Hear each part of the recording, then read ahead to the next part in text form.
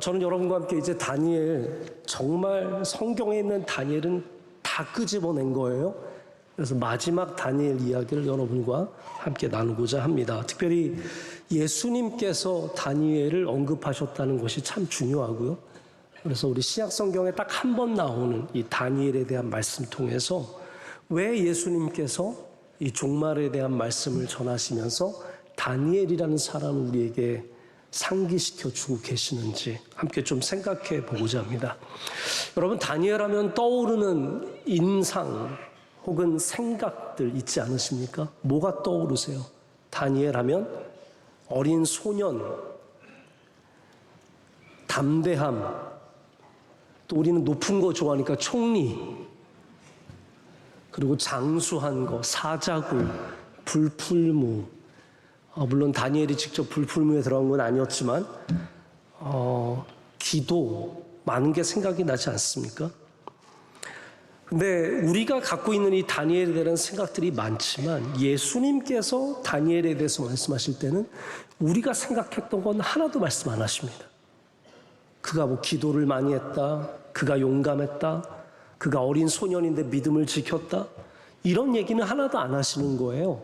예수님께서는 오직 다니엘을 뭐에 언급하시냐면 종말의 때에 다니엘을 기억하라는 거예요. 그러면서 다니엘을 선지자다라고 말씀을 하십니다.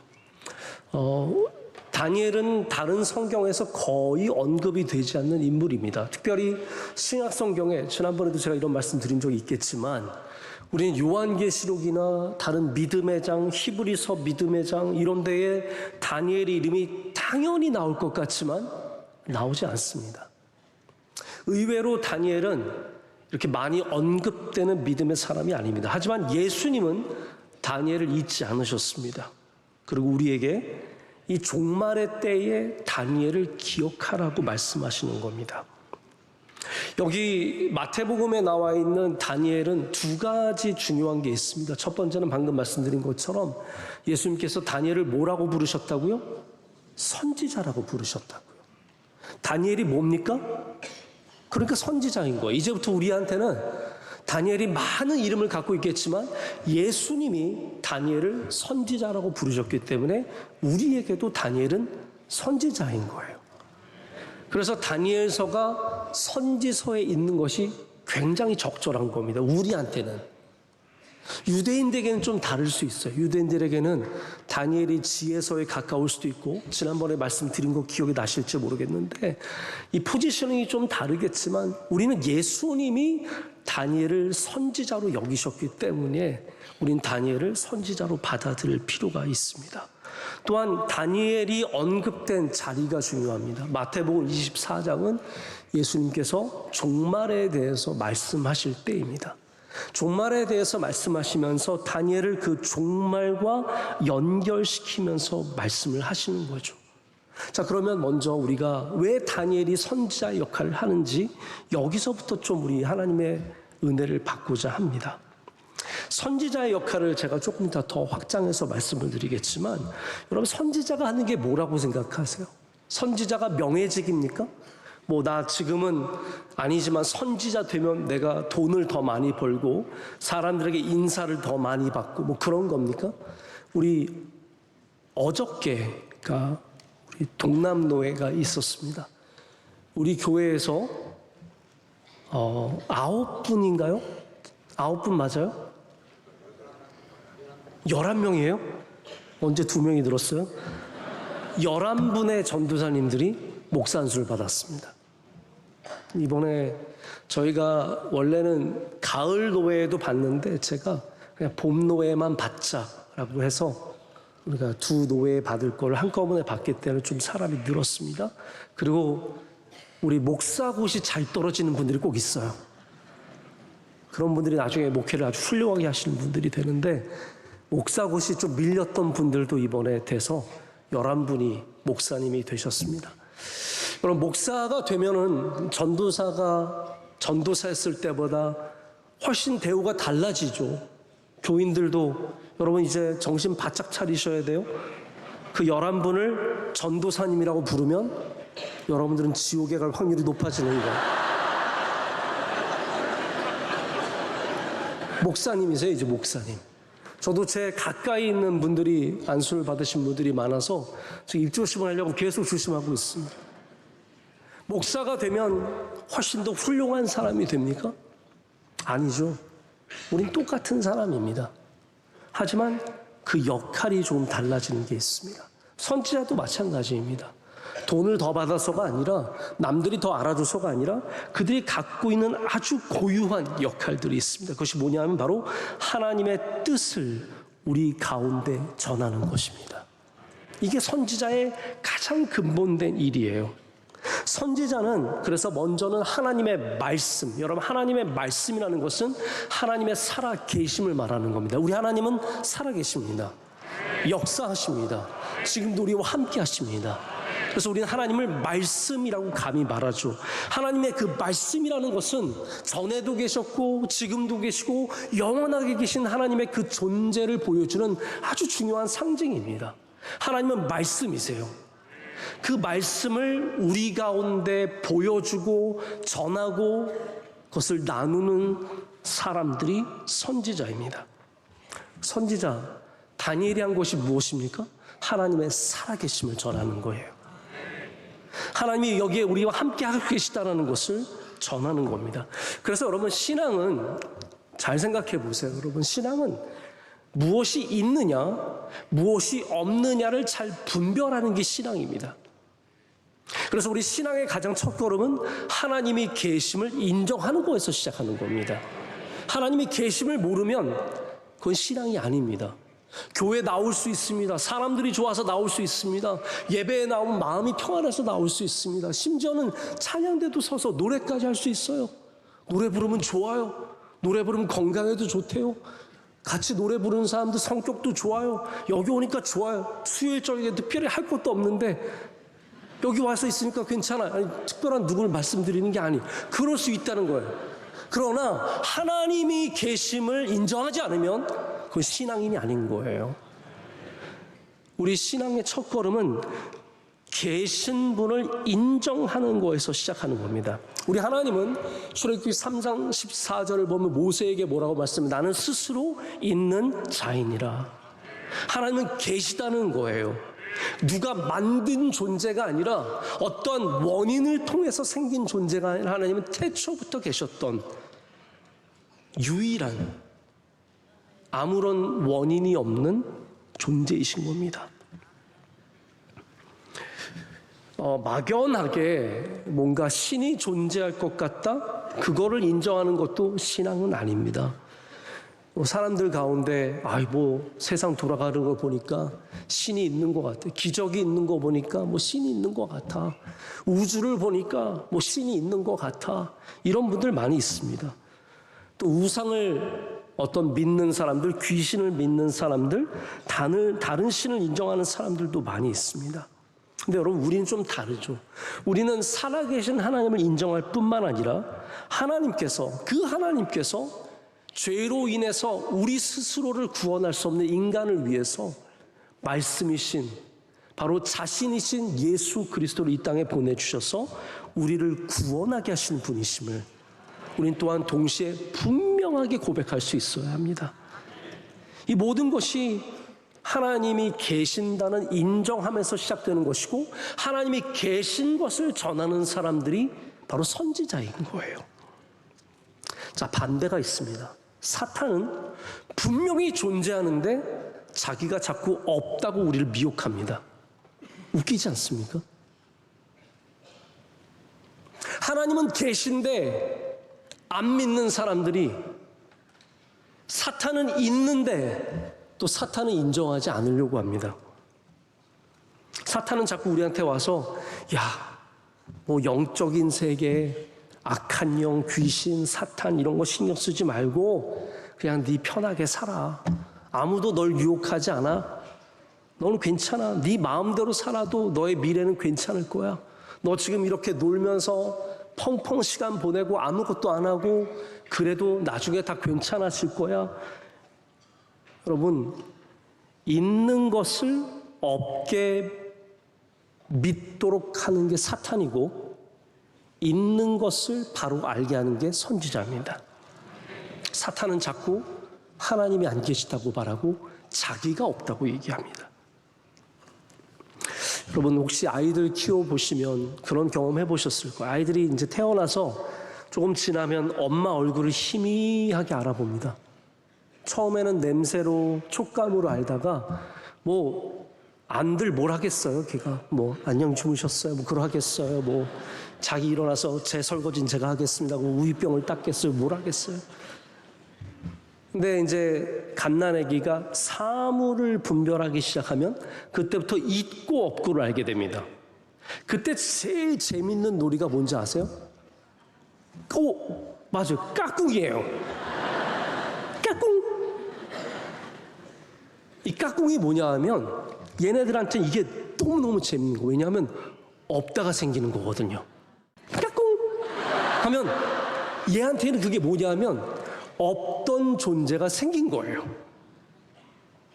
모르셨어요? 걔네들이 그거 하면 깨르르 웃고 난리가 나잖아요. 그러다 갑자기 울죠. 무서우니까. 없어지는 거에 대한 두려움을 갖는 겁니다. 아이들은 굉장히 단순합니다. 까꿍놀이를 그렇게 좋아하고 100번을 해달라 그러잖아요. 아이들은요. 또 하라고 또 해. 절대로 지겨워하지 않습니다. 사라졌다 나타나고 사라졌다 나타나고. 왜냐하면 아이들한테는 보이는 건 있는 거고 보이지 않는 건 뭐예요? 없는 거예요. 우리의 신앙이 어리면 보이는 건 있는 거고 보이지 않는 건 없는 거예요. 그런데 우리의 신앙이 성숙해지면 우리는 보이지 않는 데 있음을 알게 되는 거예요. 하나님은 보이시지 않지만 살아계시는 거예요. 사탄은 보이지 않지만 이 영적 세계를 지배하면서 지금도 우리를 다 하나님으로부터 멀어지게 하기 위해서 열심히 일을 하고 있는 거예요. 보이지 않지만 그 보이지 않는 세계를 알아야 여러분들의 믿음이 성장하게 되는 겁니다. 다니엘은 왜 선지자냐면 이 보이지 않는 세계를 우리에게 보여주고 있기 때문입니다. 하나님은 살아계신 거예요. 아무리 바벨론에 와서 우상들에 둘러싸인 삶을 살아도 하나님은 여전히 살아계신 거예요.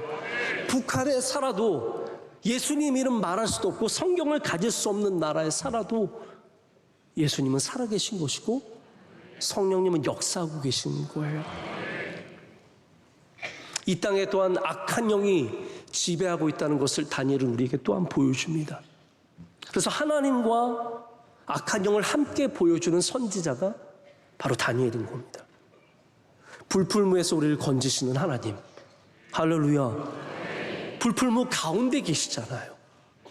밖에서 끄집어내시는 것도 아니에요. 그 세 친구들이 불풀무에 들어갔을 때 그들은 사람과 같은 인자와 같은 분이 그 안에 계신 것을 보았습니다.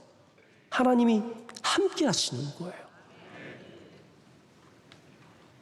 사자굴 그 사자의 입을 막으시고 보호하시는 하나님.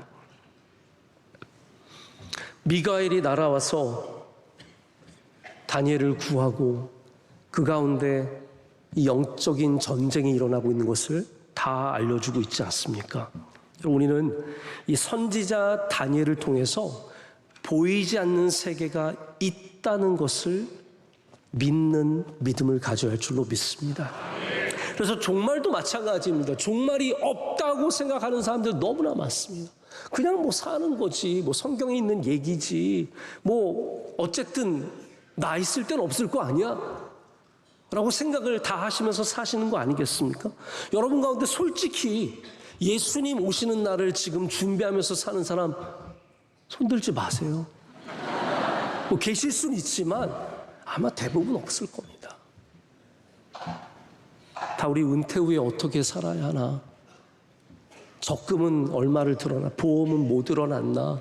노후를 걱정하고 영원히 살 것만 생각하지 종말이란 걸 별로 우리 생각하지 않습니까? 그런데 여러분 마귀는 자꾸 말씀드려요. 있는 걸 없다고 말하는 게 마귀예요. 사탄이에요. 종말이 자꾸 없다고 우리에게 설득하는 게 사탄이 하는 일입니다. 종말이 없으니까 너 그냥 편하게 살아. 심판 같은 거 없어. 그냥 네가 원하는 대로 다 살아. 죄 짓고 그래서 재밌게 놀고 하고 싶은 거 다 하고 편하게 살아. 뭘 그런 걸 다 걱정해? 이게 사탄이 하는 일 아니겠습니까? 그런데 여러분, 성경은 오늘 예수님의 말씀에도 분명히 우리에게 알려주고 있는 것이 무엇입니까? 종말이 있다는 것이고 종말은 올 것이며 우린 그 환난의 날을 맞게 될 거라는 거예요. 우린 심판대 앞에 서게 될 거라는 겁니다. 다니엘은 이것을 전하기 위해서 그의 삶으로, 그러니까 우리는 선지자를 이제 말하는 사람으로 생각하잖아요. 근데 가만히 한번 돌이켜 보세요. 다니엘이 무슨 말을 많이 했던가요? 물론 말을 안 한 건 아닙니다. 그런데 다니엘이 이사야나 예레미야나 그런 선지자처럼 막 다니면서 뭔가를 선포하고 뭔가를 외치고 뭔가를 준비하라 이런 건 안 하지 않았습니까?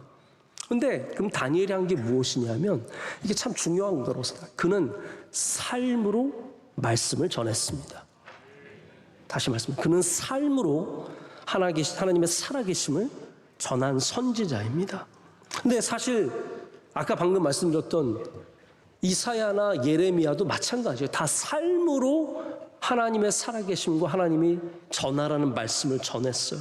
그래서 하나님께서 이사야에게 너 옷 벗고 지내라 그러면 옷 벗고 지내고, 호세아 같은 선지자에게는 너는 음란한 아내를 취하라 그러면 가서 고매를 취한 다음에 그 아내를 찾기 위해서 돌아다니는 거예요. 그게 뭡니까? 삶으로 하나님의 말씀을 전하게 하는 겁니다.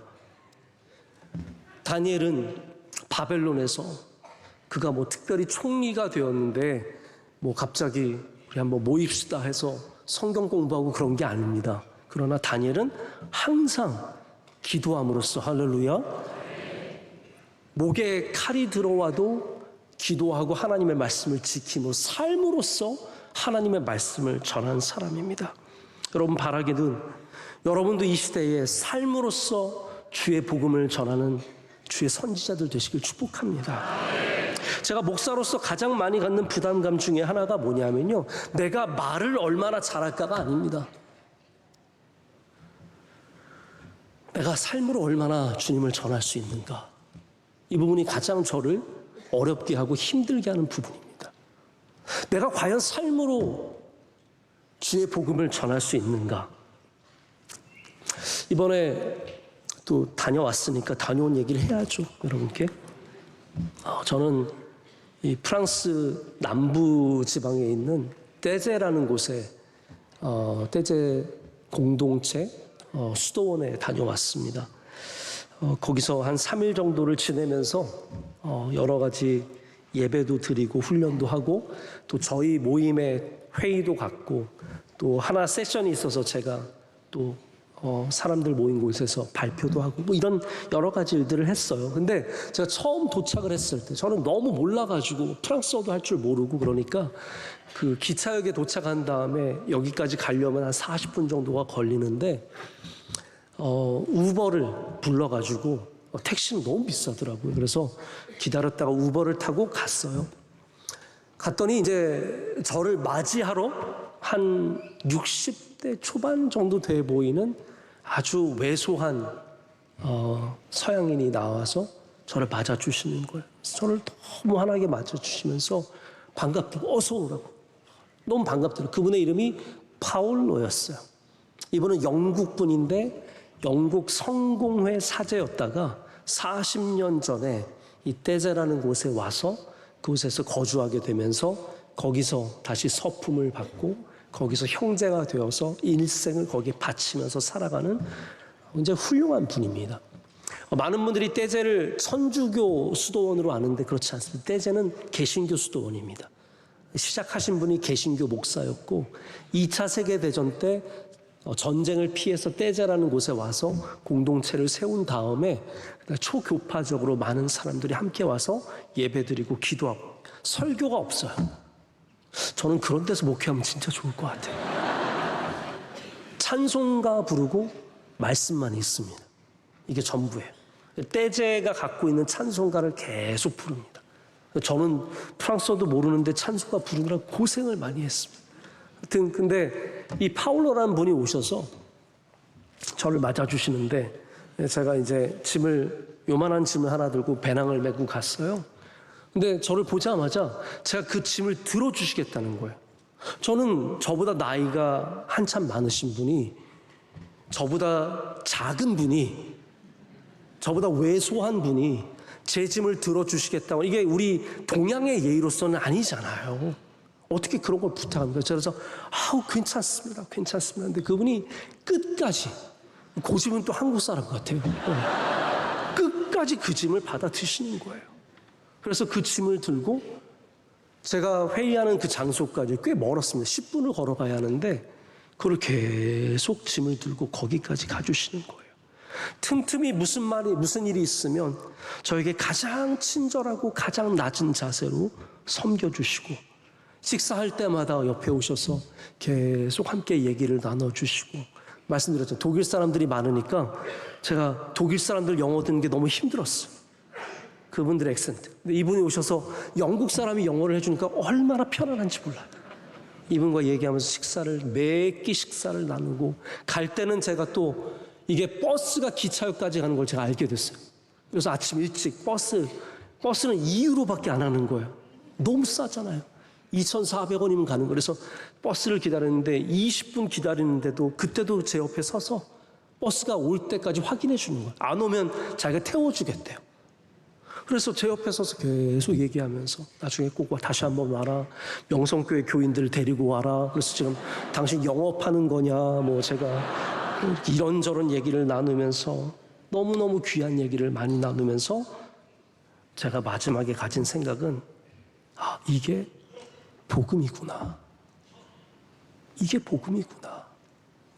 이분의 친절함이, 이분의 열려있음이, 이분의 따뜻함이, 주님의 공동체를 향한 그 헌신이, 보이지 않는 수고가, 이분의 그 웃음이, 이분의 손길이 복음이구나. 복음이구나. 그때 이제는 설교를 안 해도 돼요. 제가 보니까. 왜냐하면 삶으로 복음을 만났기 때문입니다. 여러분, 선지자가 하는 것이 무엇입니까? 말을 많이 하는 게 선지자가 아니라는 거예요. 삶으로서 다니엘같이 하나님의 말씀을 사랑하고 귀히 여기고 생명보다 귀히 여기는 그 자세가 바로 그 시대를 살리는 하나님의 말씀이었다는 겁니다. 여러분, 오늘 이 시대도 우리 삶으로 주의 복음을 이 땅 가운데 전하는 주의 다니엘과 같은 귀한 백성들 되길 간절히 소망합니다. 선지자는 우리의 현재의 자리를 바꾸게 하는 역할을 갖고 있습니다. 그 방식이 두 가지 방식입니다. 하나는 뭐냐면 과거를 다시 보게 하고, 또 하나는 미래를 보게 해서 우리의 자리를 지금 바꿉니다. 다시 말씀드립니다. 이 두 가지가 항상 필요한, 우리 성도들에게 오늘 내가 잘 믿으려면 이 두 가지 렌즈가 항상 필요하다는 것을 기억해 보셔야 돼요. 하나는 뭐냐면 내 뒤를 기억하는 것과, 그리고 또 하나는 저 앞의 일을 다시 생각하는 것입니다. 다니엘은 무엇입니까? 다니엘서가 우리에게 주는 것은 바로 이렇게 포로로 잡혀왔던 한낱 소년에 지나지 않았던 이 포로가, 유대인의 소년이, 다니엘의 시작이 얼마나 미약합니까? 이 어린 소년이 포로였을 뿐 그가 하나님께 은혜를 받아서, 할렐루야, 환관장의 눈에 뜨이고 그로 말미암아 이 바벨론의 어둠 속에서 빛처럼 빛나는 귀한 일꾼이 되었다는 거, 이게 다니엘이 보여주는 하나님의 귀한 말씀 아닙니까? 다니엘서가 우리에게 보여주는 것은 다니엘이 여기까지 왔을 때 그의 모든 예전에 있었던 귀한 일들이 다 하나님의 은혜였다라는 것을 우리에게 보여주는 겁니다. 하나님께서 다니엘에게 총명함을 주셨습니다. 하나님께서 다니엘에게 민첩함을 주셨습니다. 하나님께서 다니엘에게 지혜를 주셨습니다. 용감함을 주셨습니다. 그래서 다니엘이 그 어려운 바벨론에서, 바사에서, 메대에서 총리까지 이르게 되는 겁니다. 근데 다니엘의 믿음이 지키는 자리를 보십시오. 제가 볼 땐 다니엘은 내가 유대인 포로, 작은 소년에 지나지 않았다는 것을 기억했기 때문입니다. 다니엘이 믿음을 지킨 이유 중에 하나가 뭐냐면 내가 아무것도 아니었다는 것을 기억하는 것이 있습니다. 여러분, 지금 믿음 생활 잘 하려면요, 내가 아무것도 아니었음을 기억해야 합니다. 내가 아무것도 아니었습니다. 모든 것이 하나님의 은혜임을. 엄격한 의미에서 우리가 지워야 하는 과거는 단 하나도 없습니다. 우린 다 부끄러운 과거 위에 서 있는 거예요. 저희 어린 시절요, 부끄러움 투성입니다. 다 말씀드리려는 생각은 없습니다. 저는 가능하면 부끄러운 과거는 말씀드리고 싶지 않습니다. 하지만 원로 목사님 늘 과거에 무슨 얘기하시던가요? 내가 얼마나 훌륭했는지 얘기하시던가요? 아니, 내가 얼마나 형편없는 집에서 아무것도 아닌 곳에서 얼마나 부족한 사람이었는지 항상 얘기하죠. 그게 오늘 우리의 자리를 조정해 주는 거예요. 우리가 잘못된 곳으로 가고 있을 때마다 우리는 다니엘이 기억했던 것을 우리도 기억해야 합니다. 다니엘 선지서가 왜 어렸을 때부터 쓰고 있겠어요? 그런 시절이 있었다는 거예요. 다니엘같이 훌륭한 사람에게 이렇게 아무것도 아닌 시절이 있었다는 것을 보여주는 거 아니겠습니까? 우리가 별거 아닌 사람이라는 것을, 우리의 부모님이 가난했다는 것을, 내가 별로 배우지 못했다는 것을, 내가 큰 죄를 지었다는 것을, 그걸 잊지 말아야 오늘이 조정이 되는 겁니다. 제가 요즘 알게 된 한 사업가 젊은 친구가 있습니다. 이분은 저보다 한 10살 정도 어린 것 같아요. 근데 감옥에 갔다 왔어요. 저한테는 뭐 감옥이라는 말도 썼다가 광야 학교라는 말도 썼다가 뭐 여러 가지 표현을 쓰더라고요. 부잣집 아들이. 근데 정말 제가 들어도 부끄러운 죄를 졌어요.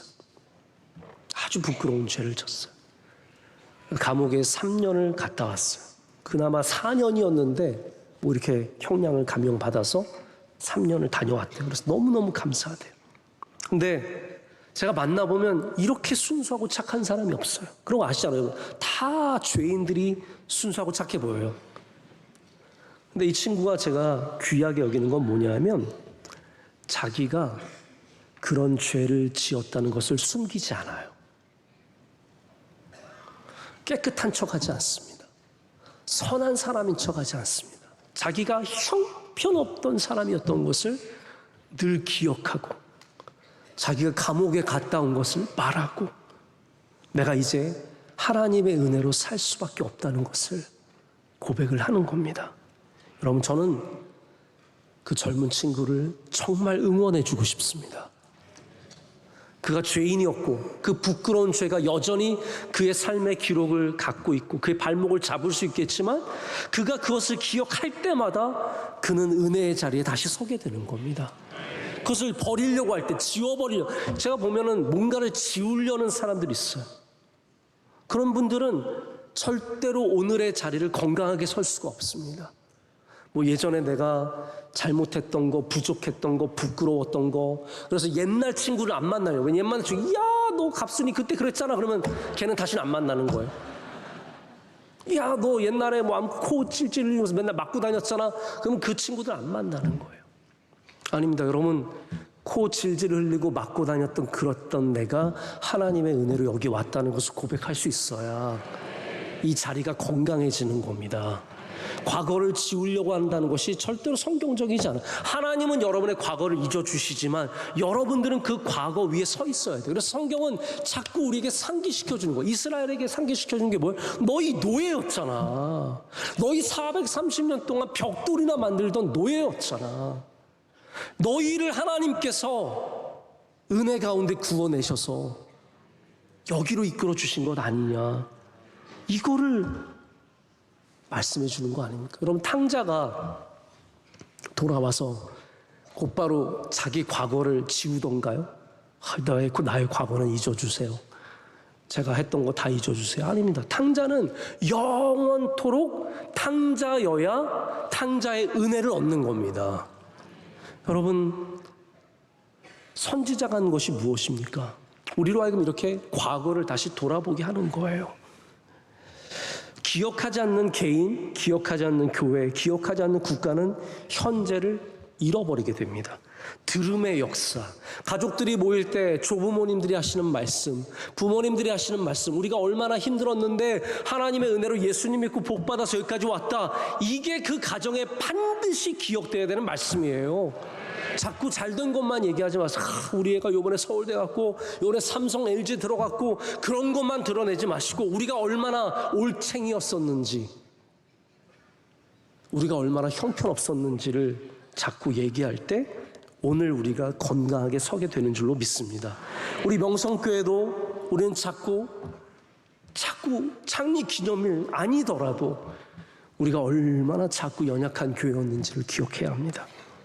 흥우상가를 자꾸 생각해야 합니다. 여러분들은 거기서 예배도 안 드려보셨을 거 아니에요. 저는 감사합니다. 왜냐하면 제가 그 시간을 다 지나지 않았습니까? 톱밥으로 예배, 톱밥 데우면서 예배들 그렇게 막 넣어가지고 이렇게 넣으면 확 타오르고 빽해가지고 예배드리고 다 그런 자리가 있었기 때문에 우리 명성교회가 여기 있는 겁니다. 어깨에 힘이 들어가는 순간 우리는 현재의 자리를 잃어버리게 됩니다. 여러분, 자꾸 우리의 연약했던 시절을 기억하면서 오늘 다시 하나님 앞에 겸손하게 서는 우리가 되기를 간절히 소망합니다. 마지막 하나만 더 말씀을 드릴게요.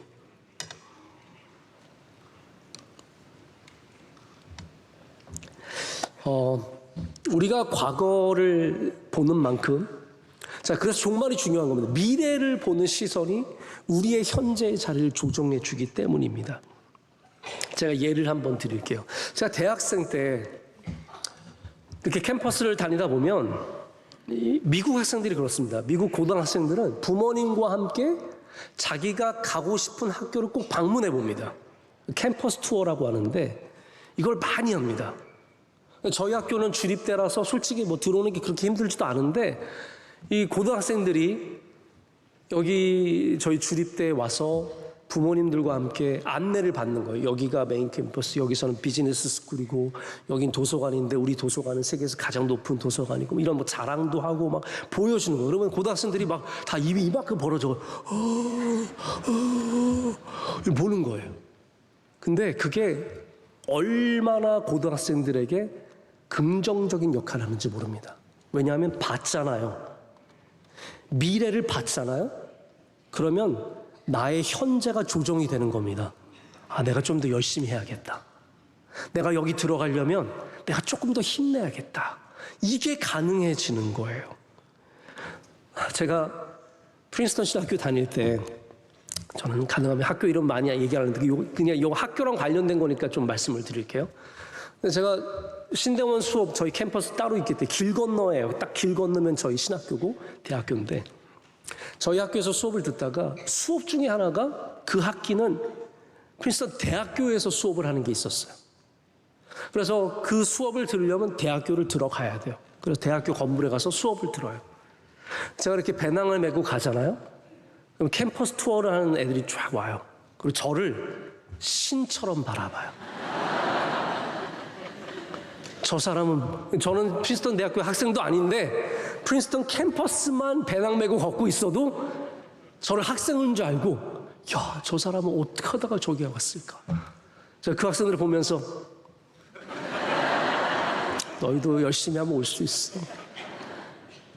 뭐 사실 학교는 전혀 다르지만 제가 그 학교에 와서 정말 눈이 반짝반짝 거리는 아이들 보면서 이걸 본 학생들과 보지 않은 학생들은 차이가 있을 수밖에 없다는 생각을 했어요. 여러분, 우리는 먼 곳을 바라봐야 합니다. 그래야 오늘이 조정이 되는 겁니다. 희망을 잃고 소망을 잃었던 사람들이 멀리를 바라보고 다시 희망과 소망을 갖게 되는 것이고, 그래서 종말의 역할이 중요한 거예요. 심판을 바라봐야 오늘 우리의 삶의 자리에 건강함이 자리 잡을 수 있기 때문입니다.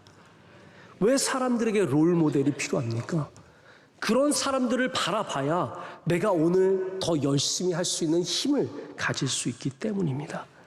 자, 선지자의 역할은 멸망을 선포하는 것에만 있는 게 아니에요. 너희 죽었다. 그게 아니에요. 너희 죽었다를 외침으로써 그들이 현재 살아가도록 만들어주는 거예요. 나중에 죽지 않도록 도와주게 되는 겁니다. 다니엘은 앞으로 이스라엘에게 일어날 수많은 환상들을 봤습니다. 이게 너무나 다니엘에게 큰 짐이 된다는 것도 성경은 말해주고 있어요. 감당할 수 없는, 다니엘이 자꾸 팍팍 쓰러지잖아요. 여러분 마지막에 가면 다니엘 계속 쓰러지는 거 아시죠? 힘들어서 막 쓰러집니다. 그러면 천사가 그를 일으켜줘요. 만져주면서 너 사랑받는 자야, 일어나라. 왜냐하면 그 정도로 이 말씀의 무게가 이 막중함이 다니엘에게 임한 겁니다. 다니엘은 그 미래에 일어날 수많은 아픈 일들을 보여줌으로써 이스라엘이 오늘 이 시간 믿음으로 바로 서게 하는 그 역할을 감당하는 겁니다. 여러분, 우리는 이 패악한 시대에 예수님이 말씀하신 선지자 다니엘을 기억해야 할 줄로 믿습니다. 마치 세상이 영원한 것처럼 우리가 100세, 200세 세상 편안하게 살 것처럼 생각하면서 펑펑 누리면서 살아가는 이 세상에서 우리는 다시 예수님이 말씀하신 종말의 때를 생각해 봐야 합니다. 우리 시대에 종말이 올 수 있다는 거예요. 당장 내일이라도 종말이 올 수 있다는 겁니다. 별의별 우리가 알 수 없는, 예측할 수 없는 수많은 일들이 언제든지 일어날 수 있는 것이 이 세상 아니겠습니까? 여러분, 그렇기 때문에 오늘 우리는 다시 믿음을 지켜야 합니다. 우리의 신앙으로 다시 돌아가야 합니다. 하나님을 경외하는 믿음으로 돌아가야 합니다. 사자굴을 두려워하지 않는 믿음으로 돌아가야 합니다. 할렐루야. 불풀물을 두려워하지 않는 믿음으로 돌아가서 오늘 우리가 다니엘 선지자를 통해서 믿음을 지킬 때 주님의 말씀이 이루어지는 것이며 주님의 뜻이 우리 가운데 이루어지는 줄로 믿습니다. 믿음 지키십시오. 믿음 끝까지 지키십시오. 기도를 놓지 않으시기를 축복합니다. 여러분의 윗방을 절대로 문 닫지 마시고 세상에 무슨 일이 일어나도 우리 윗방으로 올라가 기도하면서 주님 앞에 선다면 하나님께서 반드시 우리를 다니엘처럼 반드시 구원해 주시는 은혜를 주실 줄로 믿습니다. 우리 함께 찬양하고 또 기도하는 시간 갖겠습니다. 우리 함께 찬양할 때 이곳에 임하신 믿음 우리 함께 찬양하겠습니다.